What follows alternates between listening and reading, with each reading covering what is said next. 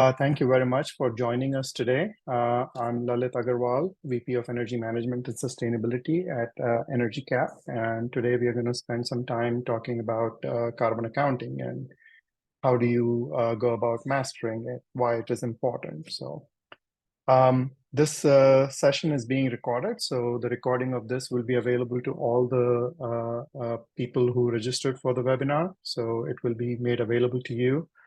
Whether you are able to attend live or not. And if you do attend it and like it and you want to share it within your organization, you're able to also do that at that time.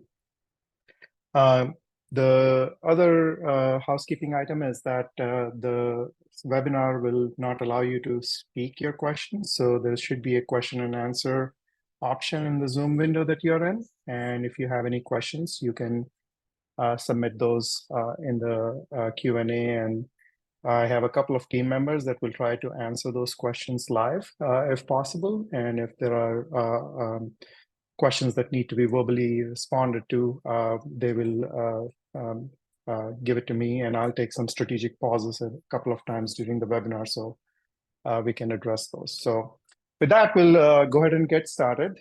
So EnergyCAP is a proud creator of software that a lot of energy and sustainability professionals use in the industry.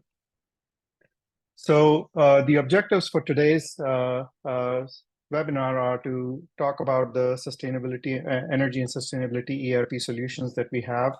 I'm going to touch briefly on GHG protocol, what it is, and how we have made sure that we are aligning with global standards when it comes to how we do carbon accounting. We'll talk briefly about why carbon accounting is important and how do you get started about it.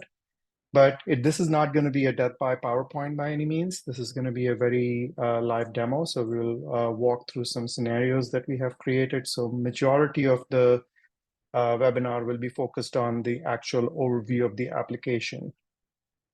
So we'll do the demo. So the title of the webinar is Mastering Carbon Accounting. And anytime I use the word, I see the word mastering, it requires it triggers a thought that I've always had in my head, that when you want to be successful at something, you need to really conquer three different things. You need to make sure that you have the right mindset, because without the right mindset, odds are you're not going to be successful. Doesn't matter what skills you have or what tools you get access to. The fact that you all are logged in today means that I think you have the right mindset. You want to be successful to be able to do carbon accounting at whatever institution or organization that you represent. The next one is the skill set, and this is making sure that you understand what you're doing and make sure that you have all the right skills to be able to accomplish your goals. And the most basic thing is the tool set. Now, while I say it's the most basic, that can sometimes make a big difference. We've seen people struggling through doing the same amount of output with a lot of work versus a lot less work. If you use spreadsheets to do your accounting, it will take you a lot of time. But if you use QuickBooks or any other commercial accounting software, a lot of things are built into those tools, and a lot of things will be much easier. The same story is true for carbon accounting as well. So make sure that you have the right mindset, you have the right skills, you understand what's going on, and then make sure that you use a tool that will allow you to accomplish your goals effectively. So as I mentioned earlier, EnergyCAP is a proud creator of Energy and Sustainability ERP. That's a name that we coined in the industry. We have actually already seen that it has been adopted by other entities. But what we take pride in is that we create a single source of truth for your energy professionals, for your accounting professionals, for your sustainability professionals within your organization. Maybe it's just one person, maybe in your organization, it's just one person. But what this gives you is instant access to validated, actionable data that you have high level of trust in. You are able to then manage your consumption. You can reduce your carbon footprint and achieve your goals of net zero. To do this, we have primarily three products. We have what EnergyCAP has been known for the last 40 years, the EnergyCAP utility management, which is a portfolio level energy and sustainability reporting solution. It allows you to capture your energy and utility data in both usage and in terms of dollars. So that's the utility management piece. And then we also have the smart analytics software where you can bring in more real-time data from your equipment, from your meters, to do those analytics on 5-minute, 10-minute, 15-minute, hourly, whatever interval of time that you're looking for. You can do analysis on that to make sure that you're catching problems before they become a bigger problem. So those are the two pieces of software we have. But today we are going to focus our next 45, 50 minutes on the middle piece there. That's the CarbonHub. So CarbonHub is a relatively new offering from EnergyCAP. It was launched in February of this year, and we just revamped it literally last week and released the 2.0 version of CarbonHub. And this is where we can now do financial grade greenhouse gas accounting. So that is the software that we're going to spend most of our time talking about today. So before we jump into the product itself, I want to take a step back and I want to talk about how we went about building the software itself. So we relied heavily on industry standards. And when we looked at the industry standard, there is a lot of overlap between a country-specific standard and also global standards. And while we are a global company, so we wanted to make sure that we are following global standards. So we chose GHG protocol, which is very well known in the industry. If you're a sustainability professional, you probably recognize this immediately. If you're new to the industry and you're trying to get to understand this better, this is where your skill set gets improved. You already have the mindset, you're trying to build your skill set. So this is where you would go. It's a global standardized framework that allows you to measure and manage greenhouse gas emissions. It provides standards, guidance, tools, training. So it's really a really good source of all information for whatever type of organization you are. And there is a list of partnerships that form the GHG protocol. The URL at the bottom, I would highly recommend going to. I'm going to quickly show you a lot of the information that's available here. There is a lot of standards information available. There is a bunch of guidance. If I want to do scope 3 calculation, you can go find mostly free resources. Some of them are paid, but they're not that expensive either. And they give you some high-level evaluator tools that you can use also to get some basic information and some calculations done. So this is a website that I highly recommend anybody that's new to the industry that wants to learn more about how the carbon accounting works to go to. But if you take a step back, then GHG protocol defines greenhouse gases into 3 scopes. So scope 1 is the direct scope where you as a company, you as an organization are directly responsible for the emissions that are going into the atmosphere. So if you have a company facility where you're burning natural gas or propane or fuel oil, that combustion right there is generating those emissions that are going into this atmosphere and creating the greenhouse gas effect. If you have a fleet of your vehicles, you will have, again, emissions from the tailpipes of those vehicles, assuming they are internal combustion engines. Those emissions will go and create that greenhouse gas effect in the atmosphere. Then on scope 2, those are things that you are purchasing from outside. So the purchased energy, like purchased electricity, steam, heating, and cooling for your use. Sometimes there are people that ask, well, why do we have scope 1 and scope 2? Isn't scope 1 all the emissions? Globally speaking, or speaking at a broader domain, yes. If everybody counted their scope 1 emissions, then yes, that's the total emissions of the planet. But the greenhouse gas protocol is also defining this from more a company perspective. So if you're a company and you had a natural gas boiler, and then you said, oh, for heating, we are going to use an electric boiler, and then suddenly your emissions are down. Well, somebody else is burning fossil fuel, odds are, to produce that electricity and supply it to you so you can heat your building. So that's why scope 2 has been segregated.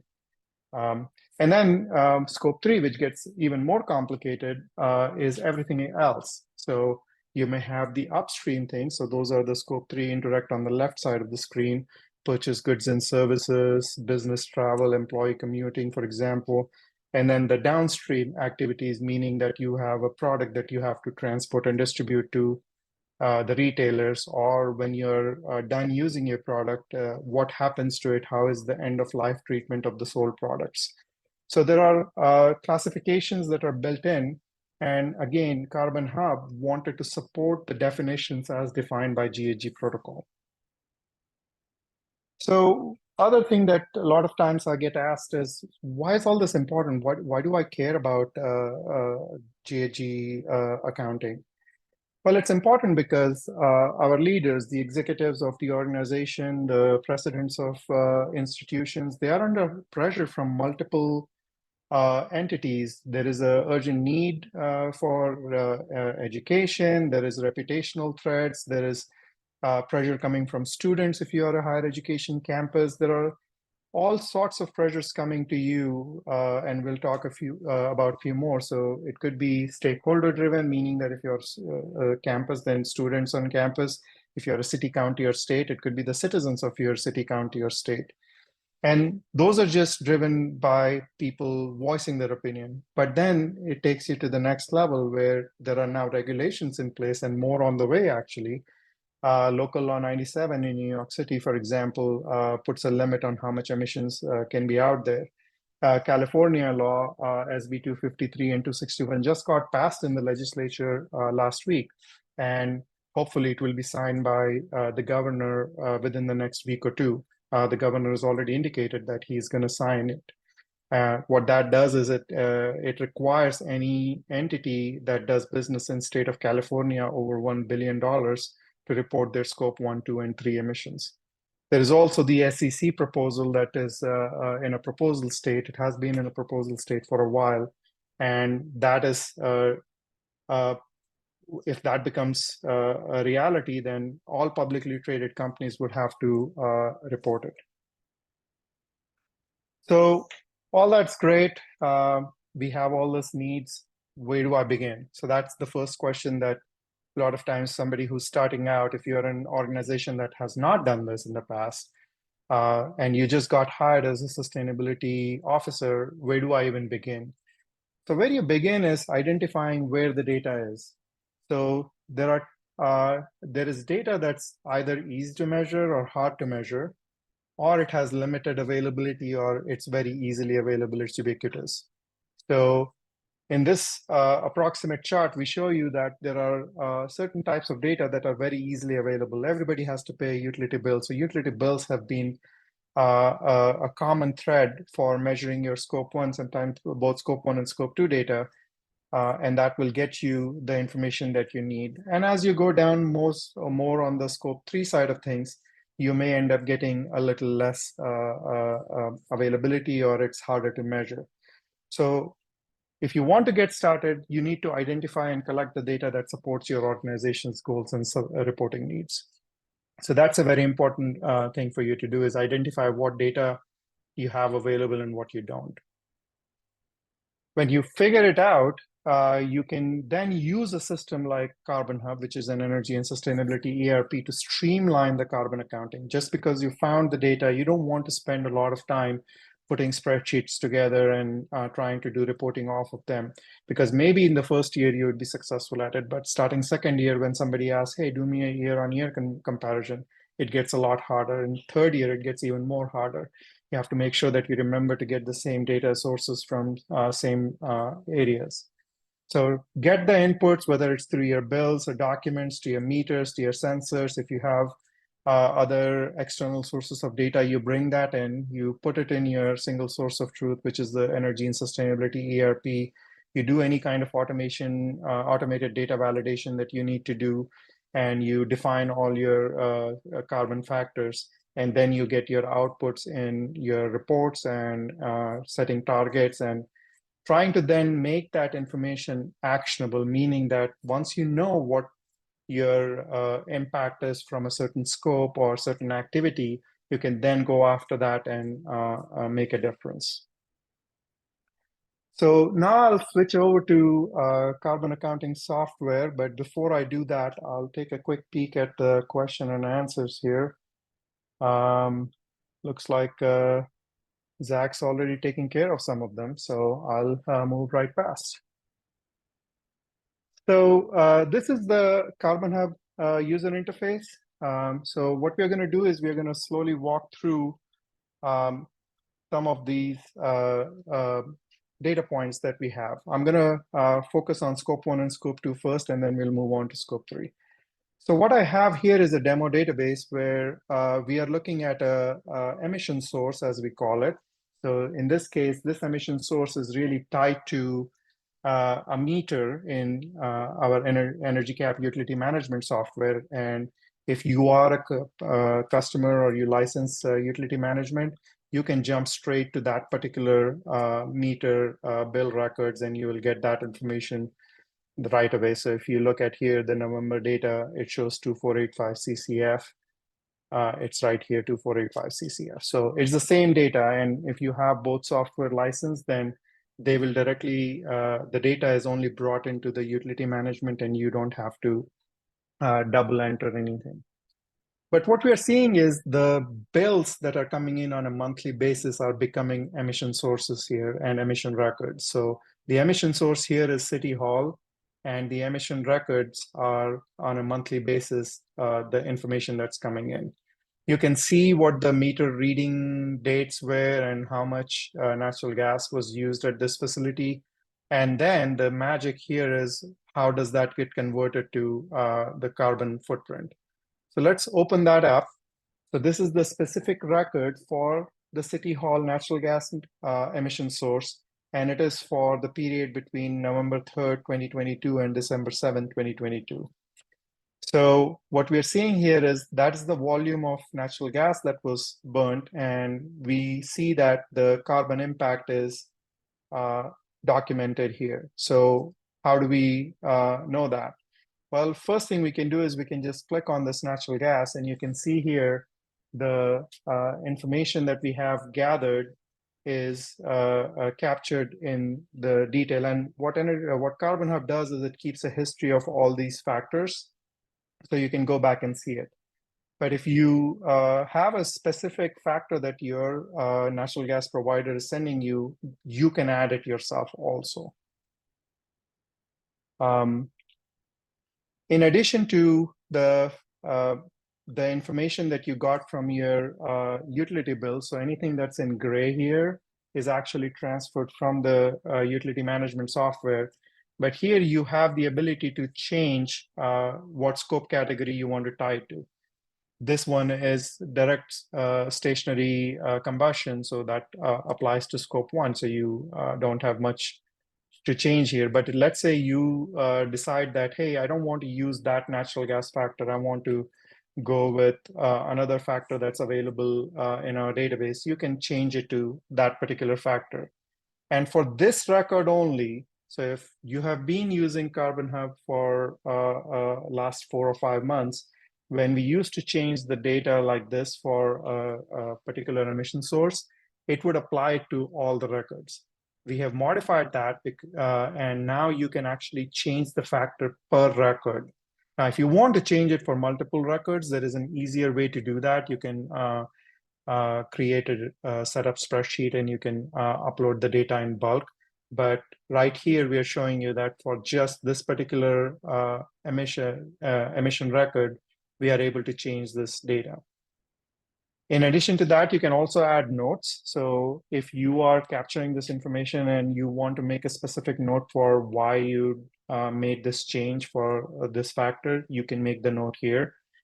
In fact, if you have a documented proof that somebody provided you, maybe the supplier gave you a specific factor, you can actually go in and browse to an image file or a PDF or an Excel file, and you can drop it in here so it goes with the record. So that's the that's an example of scope 1 direct emissions. But in addition to direct emissions coming from a stationary area, we can also have some that are coming from a non-stationary area. I have a couple examples that I want to show you here. So for example, here we have emission source we call the landscaping two-stroke. So imagine that we are keeping track of, we are taking care of our own grounds, and you have lawn and garden equipment. And on a regular basis, you are actually measuring how many gallons of fuel you're putting in a two-stroke engine per year, and you're putting in a four-stroke engine per year. In the previous example of natural gas, we saw that the data was captured on a monthly basis because typically the natural gas bill is coming in monthly and you have it attached.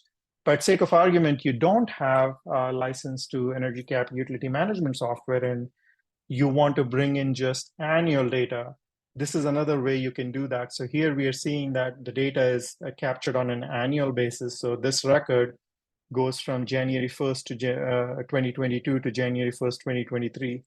And if you have procurement records of how many gallons of fuel were put into two-stroke versus four-stroke engines, you bring that quantity in. So if I were to edit this record, now suddenly you see here there is more records, more fields that are not grayed out because this particular record is not coming from the utility management software. So it's not integrated to that. You are directly entering this information in CarbonHub to start off. And here you have the emission source defined. You have the start and end date.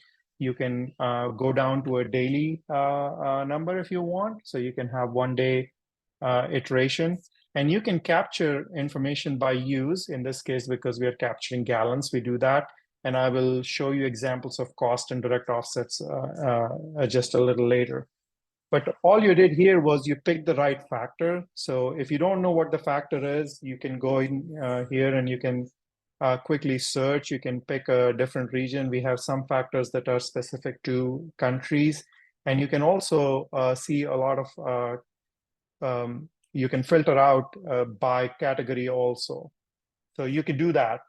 So in this case, we'll leave it alone. This was lawn and garden four-stroke equipment. We used for that whole year 4,230 gallons of fuel. And again, if you want to capture cost, if you want to do some reporting on cost, you can do that here also, and you can pick the currency that makes sense to you, depending on the country you're in. And again, you can add notes, or if you have any documentation you want to attach to this record for proof that that was what your number was based on, you can do that. So those are some of the examples here of how that data flow happens. But what does this factor mean? So we'll look at that real quick. So here is where the factor exists. Just like I showed you earlier in natural gas case, there are a lot of factors that EnergyCAP will manage on your behalf. So we bring in factors that are available from industry, like EPA has a bunch of factors for either electricity, raw fuels, or they even have factors available for these kind of data where we are saying, hey, per gallon of fuel burnt in a four-stroke gasoline engine, how much emissions were produced by gas. So right here, you're seeing that information. And as EPA publishes that data on a annual basis, in this case, it doesn't seem like the numbers changed much, but as they publish newer data, we bring in that data. So if you want to go backwards in time and you have the raw gas usage, you can bring that in. And if the factor had changed, it will make sure that the right factors are applied based on right effective dates. And as you go forward, you want to capture the future usage, you don't have to worry about what the factor is going to be. You just pick the right factor and it gets applied. Now here, earlier I showed you that you could apply it to a per record. So I could go in here and edit this particular record and I can say, hey, this is a different factor. But the other thing I can do is I can go into system defaults. And here I can go find the lawn. Okay, I am thinking it's Not sure why it's hidden in unused.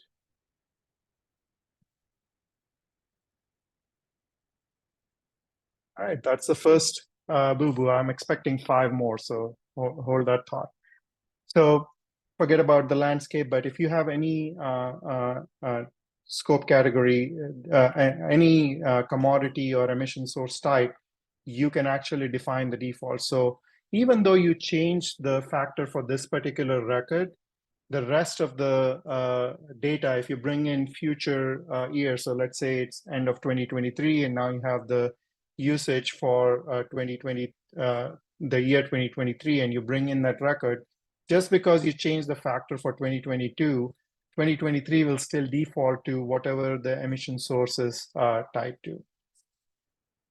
So those are a couple of examples. Another example for this is the fleet. So if you have city fleet. So again, same idea. Instead of lawn mowers and lawn equipment, now you have city fleet, and you may have a gasoline fleet that's different than biodiesel.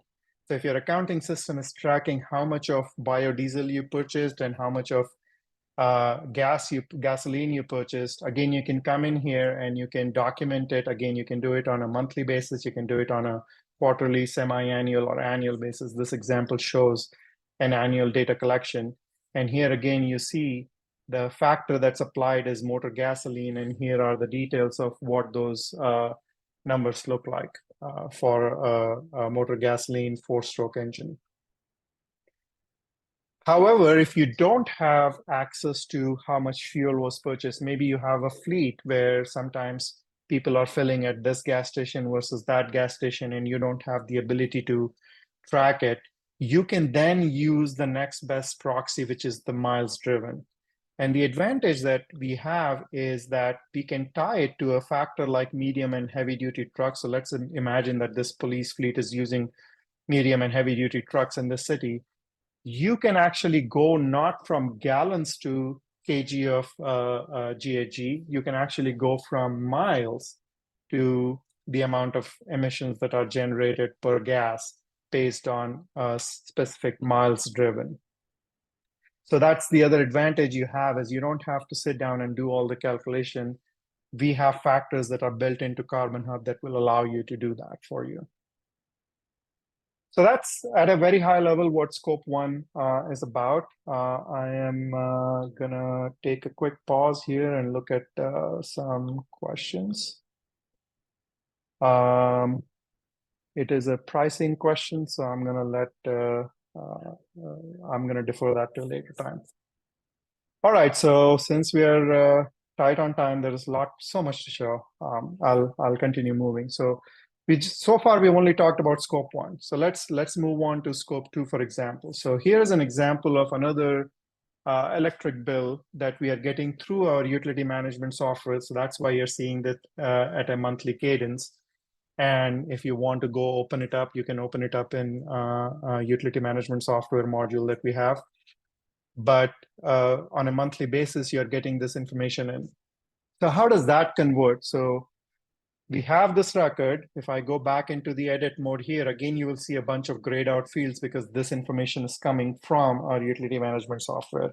If you were bringing this data directly in, so if you knew on a quarterly, monthly, annual basis how many kilowatt hours of electricity you use, if you know where that supplier is coming from, we have a lot of factors that are built into the system that you can actually choose. So those that are familiar with eGrid is a database that EPA publishes most of the time on an annual basis, and you can actually go pick that region that you're part of, and that basically that basically converts your kilowatt hours into kg of CO2, methane, and nitrous oxide, and you can get the overall carbon footprint for that particular emission source. So you can do that, but let's use a little different example. So here's another example that I have. So in this particular case, let's assume that you were buying everything from RFC East, but in December, you used 176,000 kilowatt hours last year. This year, your usage dropped. Well, why did it drop? It dropped because you put a solar panel on the roof. So 10,000 kilowatt hours of energy actually came from the solar panels that you installed on site. So now your actual purchased electricity from the grid is 159,000 kilowatt hours. So if you look at the record here, it's converting it based on the RFCEs. So you have the conversion to emissions, but on the solar, you would have zero emissions. So when you look at your total electrical usage, you see that your total emissions are limited to what you bought on the from the grid. So that's one way you're reducing your input.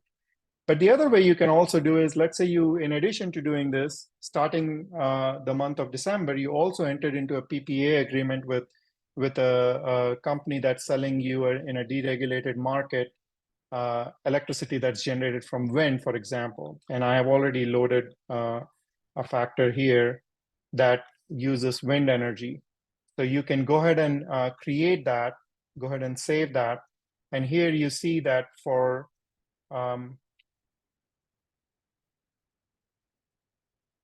sorry, I'm gonna add a factor so we can easily see it.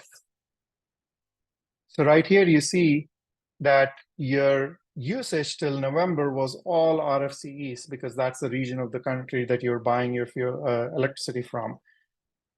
In December, you added the on-site renewable, and you also changed your factor. See how it dropped by 50%. It's because 50% of the energy is coming from carbon neutral source. So you may have a PPA agreement, for example, and that's how you're handling. I see a question about carbon offsets, and I'm getting to that in just actually literally the next thing I'm going to show you. So the way we handle carbon offsets and RECs is we have specific REC for solar. You can also do generic REC, so you may be getting it your RECs from a hydro or a wind or other form of renewable energy. But then we can also categorize carbon offsets by scope. So let's start with solar RECs. And one of the things that's important to note is by putting the factor calculated that maybe WGL Energy, whoever is the provider, provided you, you did lose a little bit of information. So that's where the industry talks about location-based versus market-based. So in this, you are embedding the factor right into your record, and all you're doing now is a market-based reporting. But if you left this at a location-based, so if you go back and change this to RFC East again, then for the location, you will capture the information that is for that location, because most likely the electrons are generated in that region that are getting supplied to you. It's on paper that you're getting your greener energy from somewhere else. So the other way you could do that is you change this back to RFC East, and then you can add another emission source in this node here, where you can actually see, you can say what amount of energy you offset based on the renewable energy agreement that you have with whatever deregulated energy supplier that exists. So you could do that. When it comes to RECs, so answering your question here, you are able to define for any given time period what kind of offsets that you have purchased for that particular site. So this, in this case, is site organizational specific, but you could have a very site-specific REC that you have purchased also. So what we do is, when we are looking at just this particular emission source, when you look at the insights, it shows you what your carbon footprint is. When you look at this particular site, and this is on-site solar, so it's not emitting anything while it's generating electricity. But if you look at the node above it, it's adding those two together.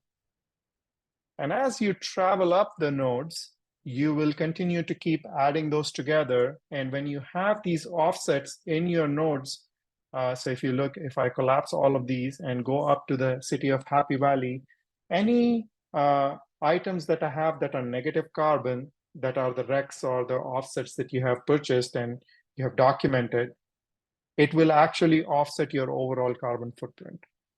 So that's one way that you can accomplish and how you capture your carbon offsets.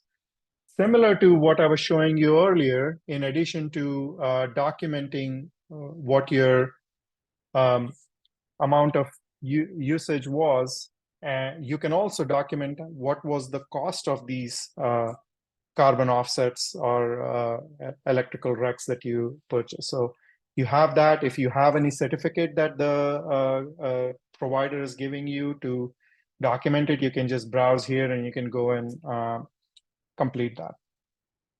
So I hope I was able to answer and illustrate to you how we do carbon offsets and RECs. I'm looking at questions here. Emission source depend on energy provider. Oh, great question. Yes, we do support non-US electric providers. Let me show you real quick on that. So we have, I'll just pick one of these, even we are not going to change it. So right here, I can go in and say, help me choose. And you can see here, we have data for all sorts of countries, Argentina, Armenia. So we actually bring in a lot of factors that we manage ourselves within CarbonHub. Most of them are publicly available free factors, Canadian factors you asked. We don't have it right now. We are about to import them, but Canadian factors we will be bringing in for you on a regional basis, province basis. But for other countries like Australia, we are probably going to also bring it in a regional basis. But a lot of other countries, we will bring it on a country average basis. So I'm running a little behind time, so I'm going to speed up just a little bit here. So let me go back to the slide deck for just a little bit. So I hope you've gotten a good idea about how the software is very flexible.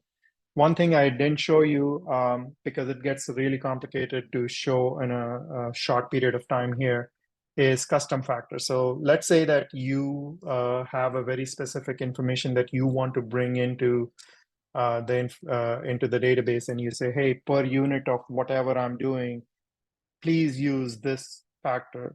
You can actually create your own custom factors very easily. You can manage them on a time-effective basis, just like I was showing you. Instead of us managing it for you, you're managing it yourself. In fact, the tools that we use behind the scenes are the same tools that we make available to you. So it's relatively easy to use. And then scope 3 comes in. So scope 3 is where things get a little more tricky. There are some companies that don't have goals for scope 3. They are specifically only targeting scope 1 and 2. Odds are soon most of us are going to be impacted, where scope 3 is going to become not just a luxury, but a necessity. So if that comes to pass, first thing you have to do is, based on the business model that you have to determine which scope 3 categories are relevant to you. And then if you have good measurement of those particular categories, then you can use them. Otherwise, you estimate them. And as time progresses, maybe you get better from estimation to using specific data. Here is a guidance that we get from EPA, for example. So here is where purple is where you have no data. Well, actually, let me start with the white spaces, where that category 9, 13, and 14 for this particular business is an imaginary business. It doesn't even apply. It will never apply. They're not selling products, sake of argument, so there is no treatment of end of life of the product. So first, identify those categories that doesn't apply to you. And then for those that do apply, figure out whether you have data or not. So in this example, this particular organization for category 1, 2, 8, 10, 11, 12, and 15, In year one, they had no data. They could not report on it. But now you know that you want to report, so you start working towards figuring it out. So in category 1 and 2, maybe you choose average methods in year 2. But in categories 10 and 11, you still don't have any data in year 2. But year 3, you got averages. Maybe category 3 and 4 are easy to measure, so you had specific methods. So either your supplier is providing you that information, or maybe it's based on fuel or distance or some kind of data like that. So again, the idea is just for illustration, identify what applies to you, and if it applies to you, whether you have specific data, whether you have average data, or you have no data, and eventually work towards building that up. So you will probably have a progression like this as you start increasing your maturity towards building up to a full carbon accounting. And this is one of the reasons actually why we chose to say, hey, for a same emission source, you may have records in year 1 that don't exist. Year 2, you're using the average factors, but year 4 and 5, you're using newer factors, and going forward, you're going to continue to use those more specific supplier provided or fuel-based methodologies to capture your data. Again, this is for illustration purposes. The link to a more detailed document is provided on the slide deck that you will get a recording. Same thing. So scope 3. So we'll jump into scope 3 a little bit. So one of the categories we talked about, scope 3, was employee commuting. So people are coming to your office, they're using their vehicles or taking public transportation, and all of those activities end up in emissions. So let's look at employee vehicles. So if you have a certain number of employees that are on average coming so many days to office, they provide you some information. Now, you could do this just by estimating, or you could do it through some company surveys, and you figure out on an average, what is that?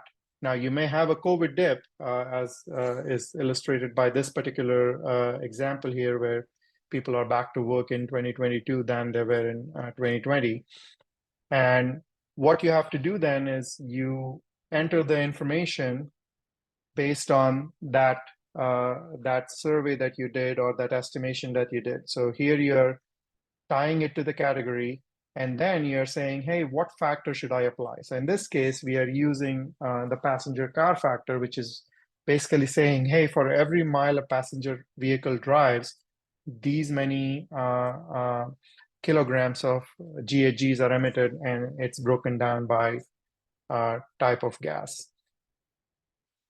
So you can capture that information here. If you have any survey documents that you want to upload here, you can go ahead and do that. If you want to take any notes here on how you came up with those number of miles, you can also add that right there. So you can do that.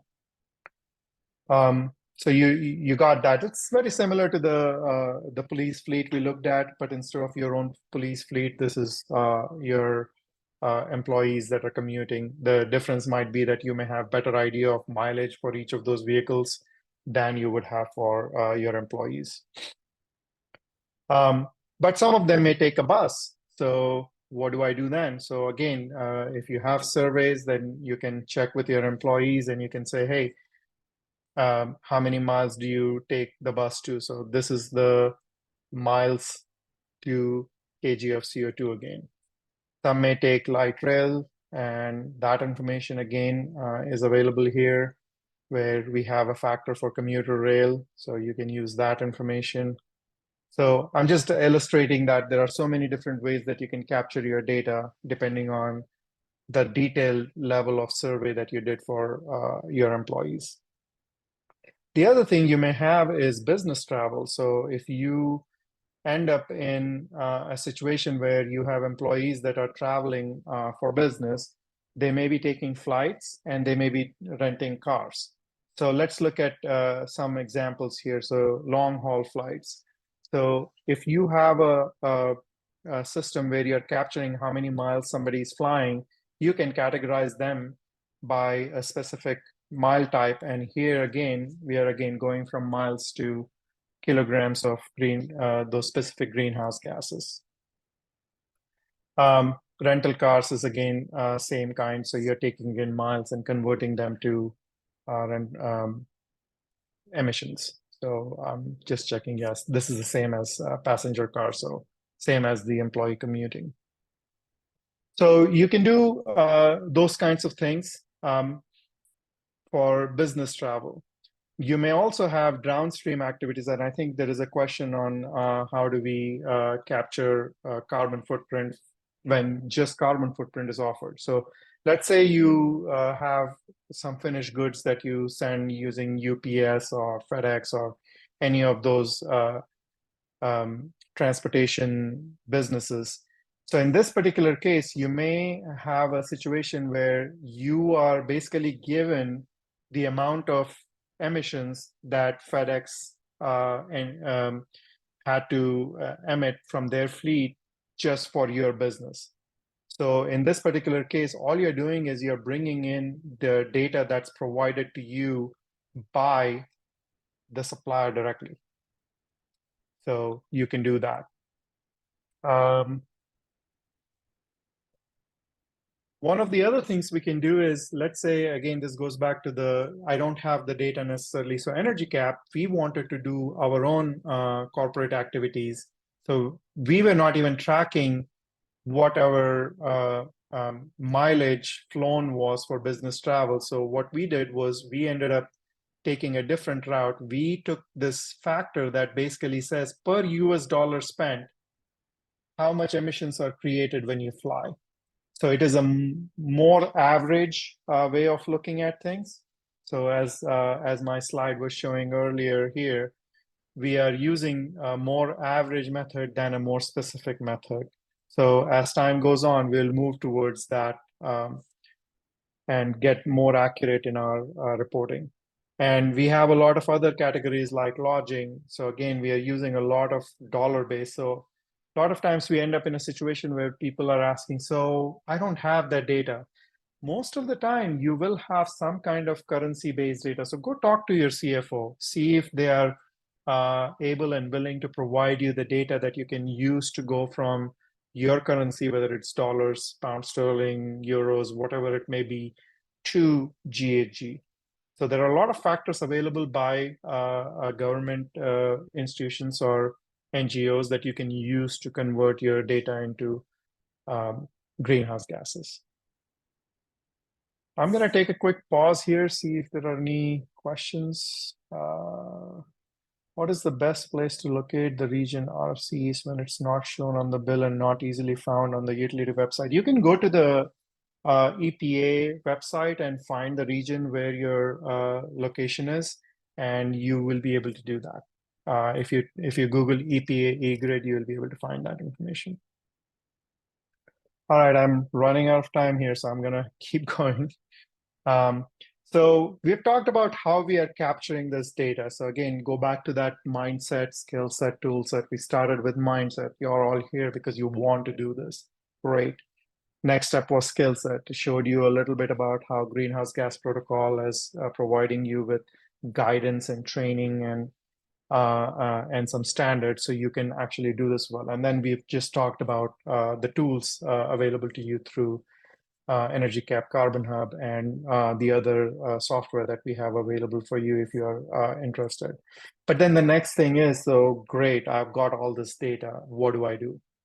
So far, what I've been showing you, the insights that are available, and again, as I showed you earlier, things always roll up to the next higher level of the hierarchy. So if I'm just looking at facilities here, it's only showing everything that's under facilities. If I'm looking at communications tower, I'm just seeing that. And as you go up further up your chain, whether you are a business with multiple branches and you want to consolidate all that information for corporate reporting, or you want to just drill into that particular site that seems to have higher scope 2 versus any other site, you can do that. What we are seeing here on the right are the insights that are relatively fixed. So they are sort of auto reports. So when you are here, you are able to see them and you can hover over them. You can interact with them a little. You can punch that arrow thing and you will see the raw data that's forming this chart. You can even copy this and paste it in Excel, and now you can do further analysis on it. So the data that you worked so hard to bring in, the factors that you applied to in the right places, now they are becoming actionable data for you from an emissions point of view, from a corporate reporting point of view. The thing about these insights, it's automatic. You don't have to do anything. As data comes in, these will start filling up. Problem is they're very fixed, so you'll always see just this. So if you want to see something more different, you do have the ability to use our reporting library. You have a lot of reports here. Specifically, I'm going to pull up a couple of reports here. So emission summary. So this is where you have the ability to have a high-level summary. Now you can choose what level of your organization you want to report on, and it will show you scope 1, scope 2, scope 3 of each of those at a summary level for your organization or your site. So you can add filters here. You can say, hey, I just want to see everything that is city buildings, for example. And boom, you have, when you run this report, it will be all city buildings. But let's say you like what you did. You may have added 5 different filters. Hey, I only want to see scope 1 information for city buildings for any data before June 2023. And you can also say, I just want to see it for prior year. If you like this report, you can actually save this and make this your own report. So next time you come in, so when you save this report, you can give it your own name and it's only visible to you. But if you think that somebody else in your organization may like it, you can actually share that saved report also. The other thing you can do is once you save this report, you can also say, hey, on a monthly basis, send it to me by email on the 1st of every month. So you can create these report distributions to yourself and other people in your organizations as well. The other report I want to show quickly is report 46. Report 46 is a much more detailed report, and it's not showing up here very well. Let me just quickly download it. It is an Excel report, and sometimes people ask us, hey, do you align with CDP, TCFD? Well, the simple answer is not directly, not today. The industry is still in a little bit of a flux where we don't know what standards are going to become the standard. So what we are doing is we are making this report 46 available to you, where you can download in detail all the data that you need. So if you do have reporting requirements to a TCFD, an ASHE, or a CDP, you can get all that data by your site location. But again, you can filter it by your topmost place, like which level of hierarchy you wanted to do it by. You can group things. So you have a lot of flexibility in getting the raw data out, organized the way you want it, so it can easily be transcribed into whatever reporting framework that you want to transcribe it to. So those are the 2 reports that are my favorites. So I wanted to share that with you all today. The other thing I want to share real quickly is dashboards. So while we saw the insights were relatively fixed and reports are useful for a specific need, one of the other things that sustainability leaders are required to do is share our story. So when you want to share your story, this is a really easy way to share your story. So you are able to curate. You can add a widget, you can remove a widget, you can say, I want to only see widgets that are related to greenhouse gases, and this is a sample dashboard that's already using all those widgets. You can bring those together, and once this is something that you really like, you actually have the ability to share it with other users within your organization. So you worked hard and curated it, and now the leaders in your organization, they don't have to go through the hierarchy and figure out where the data is. They have the ability now to directly use the work you did. But what gets better is you can also make this particular site public. So I can go ahead and hit enable this public link. So if I copy this and I open a new window here, it will allow me to directly access that link. So think about a situation where you may have somebody within your organization that doesn't have access to CarbonHub, and you want to share data with them, but you don't want to go ahead and create them a user account. They don't have to remember a new place to go to log in. All you'd have to do is copy this URL and put it in an email and send it to them. And when they click it, you saw that I didn't have to log into anything. The data is just there. And, oh, by the way, you can also then embed this into a public dashboard. So if you have a dashboard for your organization, you can actually embed this dashboard within that. Since this is a demo database, I'm going to go ahead and revoke that. So we go back to normal. So you can do a lot of things with this dashboarding at your disposal. So we had the insights, which were pretty much fixed in what they show, but they're automatic. You had reports, which you can run on a periodic basis automatically or manually. And then you have dashboards that give you that flexibility of sharing your story. But what if you have a very specific need and you want that data to be available to you in a specific format? Well, we also make your data available to you through business intelligence software like Tableau or Power BI or other solutions like that. So all the data that you captured in EnergyCAP, if the reporting needs that you have are beyond what EnergyCAP can provide, you will have full access to your data so you can create your own reporting.